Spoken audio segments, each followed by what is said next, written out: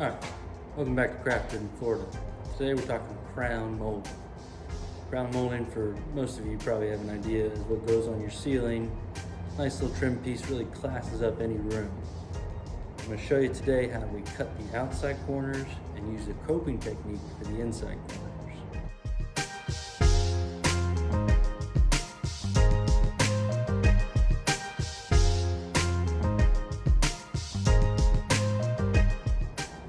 What you'll see when you take a piece of crown molding, it's a curved piece. It's meant to hit at the wall and the ceiling at a 45-degree angle on each side. There is a flat piece on the top and the bottom, and that's what should go fit smoothly up against your wall and your ceiling. So we need to make sure that when we measure our crown molding, that we understand that that's our angle and keep that angle consistent every time we cut. Because if you mess up that angle and you don't have the proper cutting technique on your miter saw, you're gonna end up with a whole big old mess. Let's jump into the cutting technique. You see I'm taking the bottom piece. We're gonna line it up on the fence where I've got flat here and flat here. Okay, whatever that is. Now I'm going to make a mark on my fence so that I now have a line that I can go off of, that each time I line it up, I know I'm flat. I find that line, and then from there I can cut. So we'll cut an outside corner here.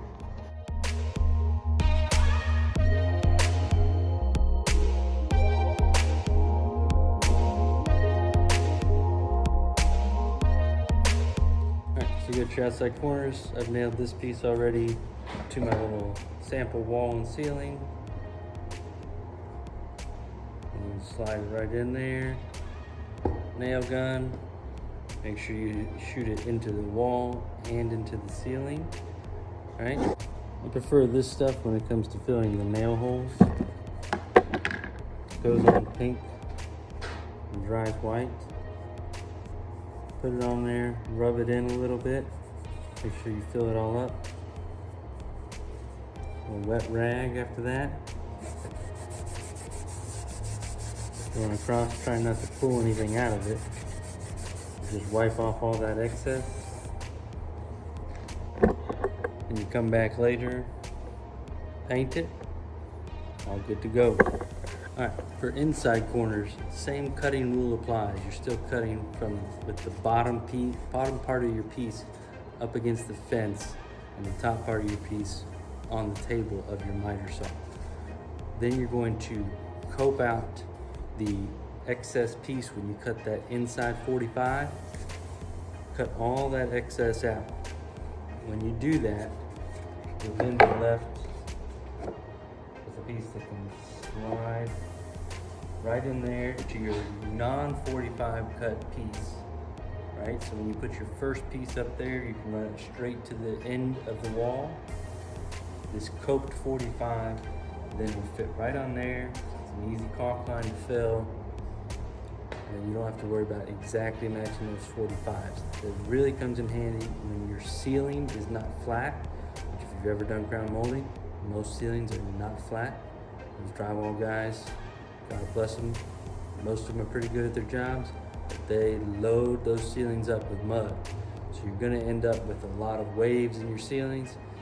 Coping will really help with that, because when you get to that corner, you can just make sure that that fits, rather than trying to get that exact inside 45 on two pieces, especially long pieces that are 10, 12, 14 feet long. Much easier to get that first piece up there, no 45, and then cope that second piece. Usually then you don't have to cope the other end, except for when you get to your fourth piece of the room. But that allows you to go a little bit quicker. That way you're not constantly fighting to get that perfect miter joint. So that's the benefits right there of coping. Tighter, less fussing with it, especially on those long pieces. and it looks just as good, if not better. All right. When you're doing this coping, I'm going to show you here in just a minute. All right. Cut that piece at an angle. When I filmed this cut, it wasn't exactly perfect as far as the filming.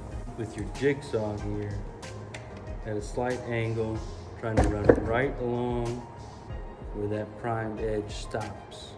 That's what you want still there. You want all that excess material behind it to be gone.